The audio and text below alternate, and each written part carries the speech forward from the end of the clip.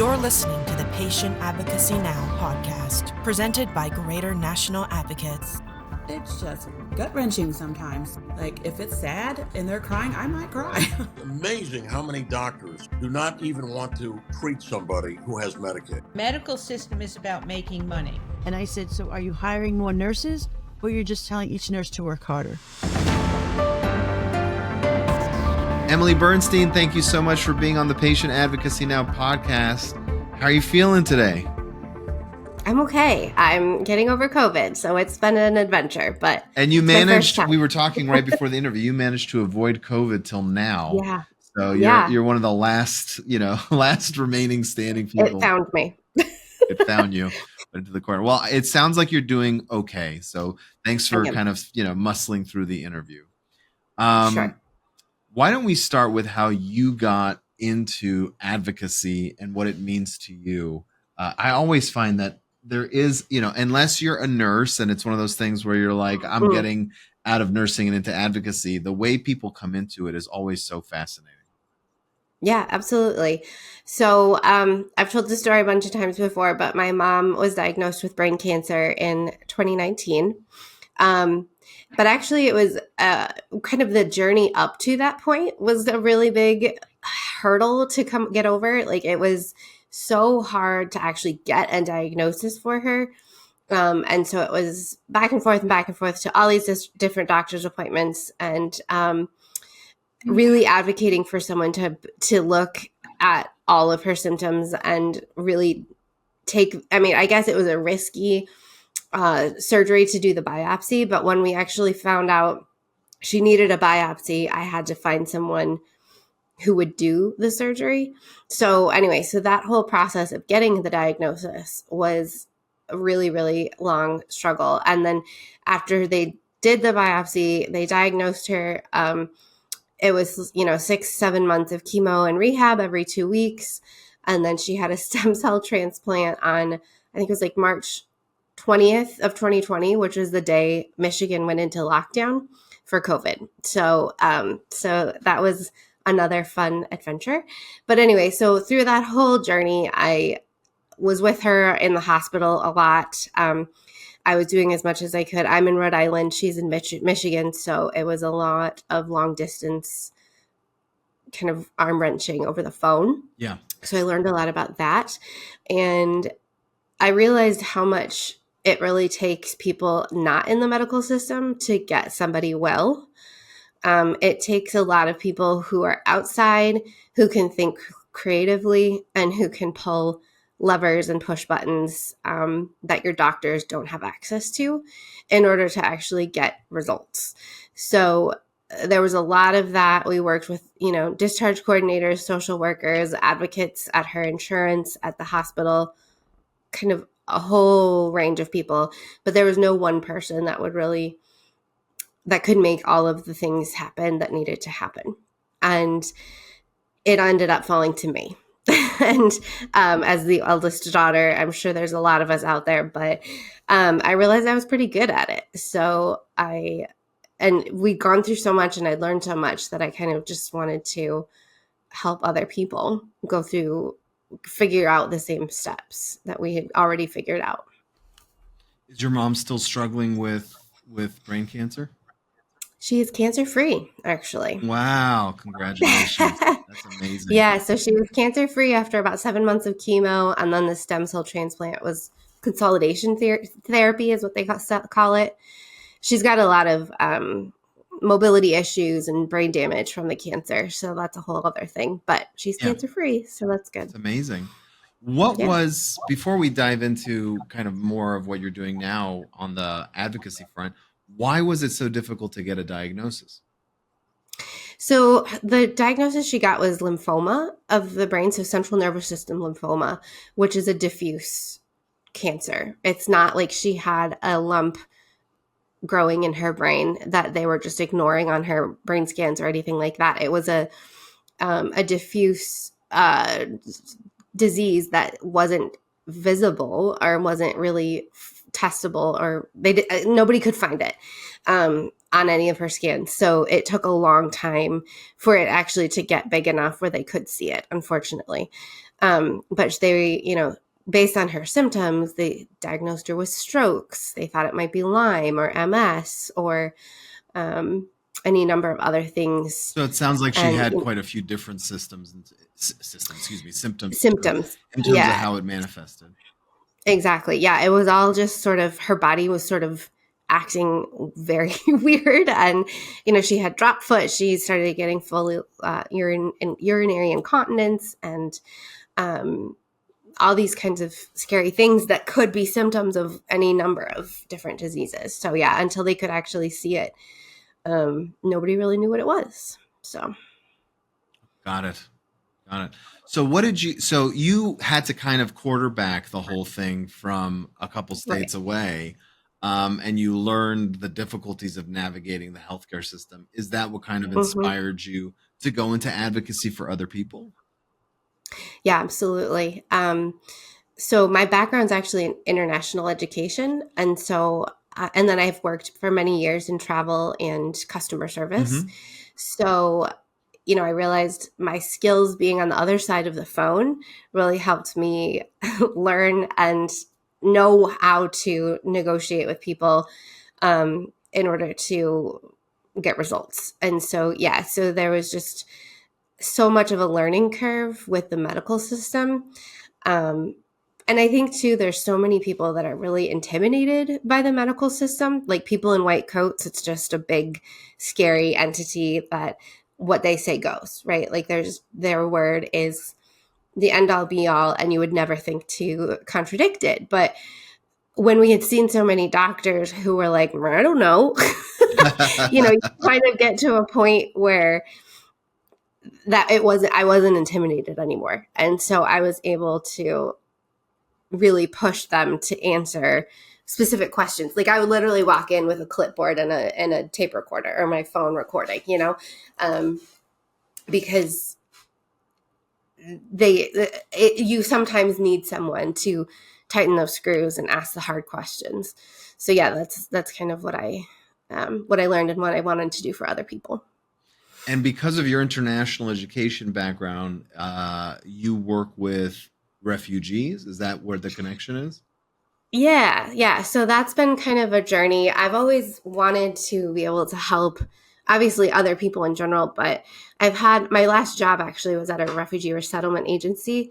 And I've always wanted to help people who are newcomers to our healthcare system because I've been through our experience, but if you layer on top of that, not knowing the bus system, not knowing the language, not knowing how to ask for help, having all these cultural barriers, it seems I've seen it in action where it's just so much more stressful. So yeah, I've always wanted to bring my company and bring my help to the refugee population. So with recent partnerships, I've been able to do that, which has been really great. It's amazing. And what do you find that you are fulfilling that role of kind of navigation more than anything in the advocacy space? Yes. So I have been with my private paying clients, I have been specializing on billing advocacy. So that again, it's being having been on the other side of the phone. I know how to work with people in billing departments that are beholden to, policies and procedures. So that's been where I've helped a lot of people.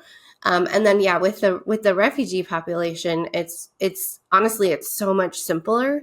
Like after what we went through with my mom, I call that like a 1,000-piece puzzle. And with these refugees, they have 25-piece puzzles, but they're just as overwhelmed and confused as we were. Why is it so much simpler? Well, because really they just need a GP, they need a primary care.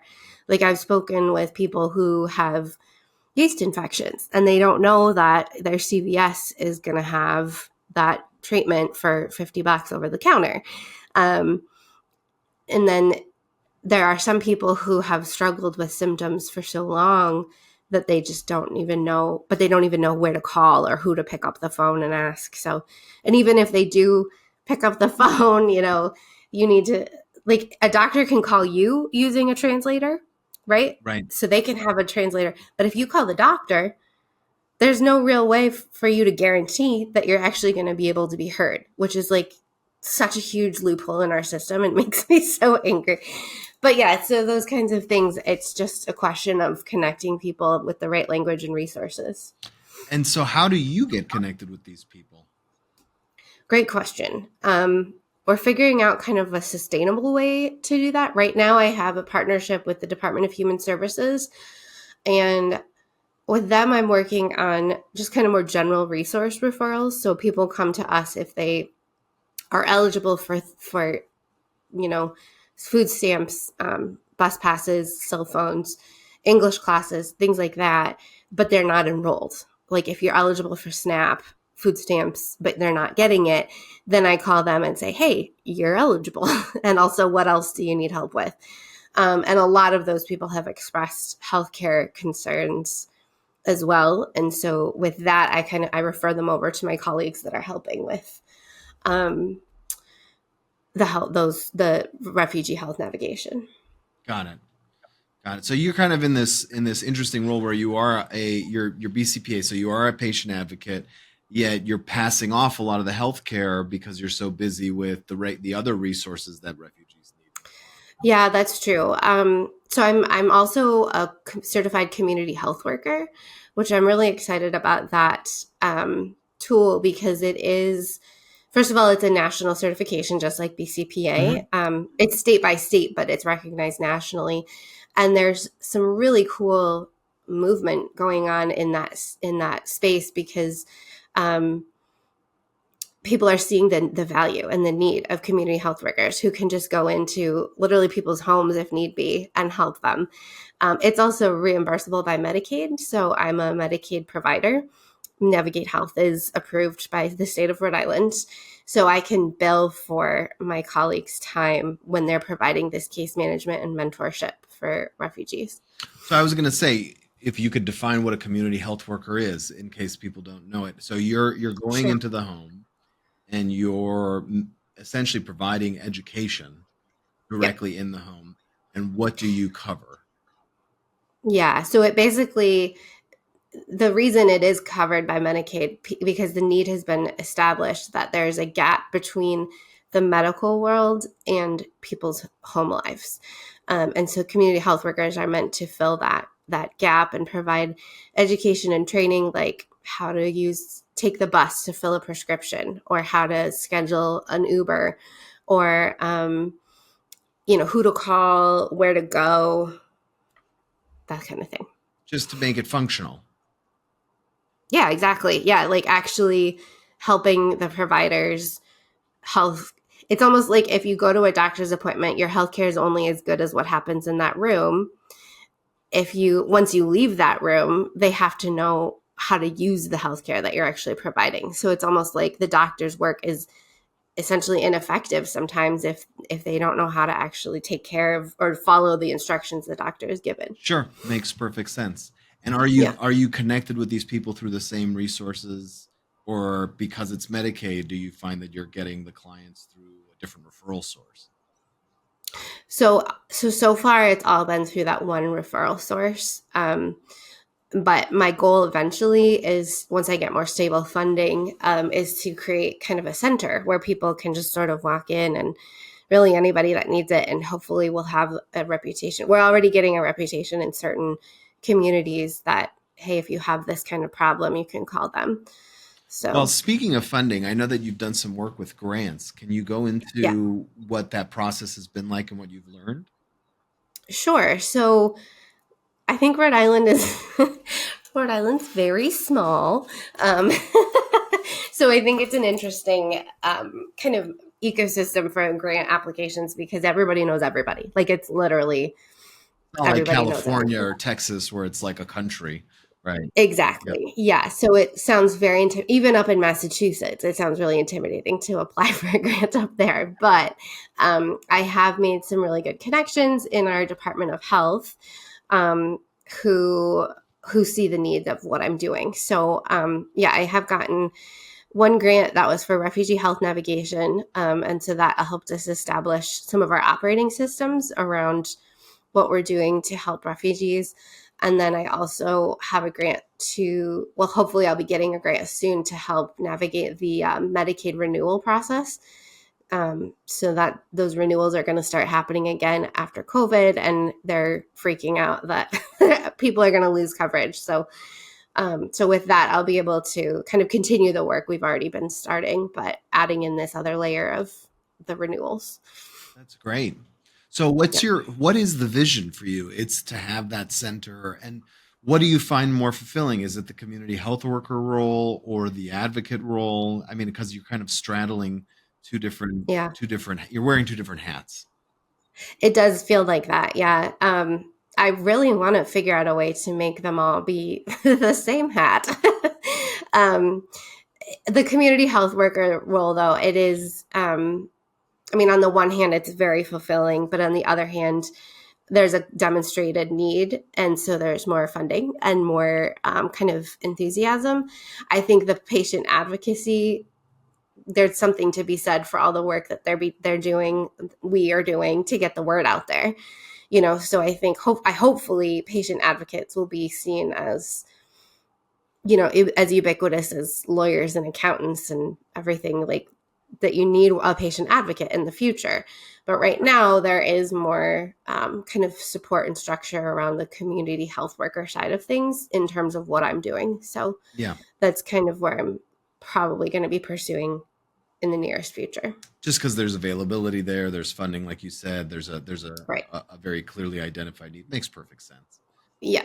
And when you're dealing with the refugee kind of culture and the demographic there, how do you kind of get a little bit more versed with cultural competency, especially because you're dealing with a vast array of different cultures? I mean, America is a huge melting pot. Absolutely. Yeah. So right now I'm actually just working with Haitians because they're coming through on a visa that is getting as the littlest amount of support. So these people are coming in and they really don't know, they're not getting much guidance at all. So right now I am working with just Haitians, and it's been fun because I do speak French, but I definitely don't speak Creole. I thought I'd be better at it than I am. But it's been fun to learn a lot more about the culture and the politics. Like I followed some Instagram pages about, current events in Haiti. But more in general, it's about kind of being seen as the trusted resource. And so with that, it's, being empathetic, understanding a lot of these people have gone through trauma. They've gone through unimaginable things, really. And being understanding, being patient, and listening, of course, to what their needs are, and doing my best to provide for them.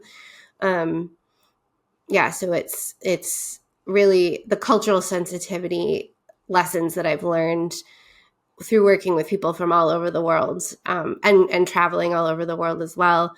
Those are ubiquitous no matter what culture you're from. So you don't think there's, an advantage that you've basically just worked with one population? It kind of translates across cultures? Going back to reputation wise, again, Rhode Island is small, and Sure.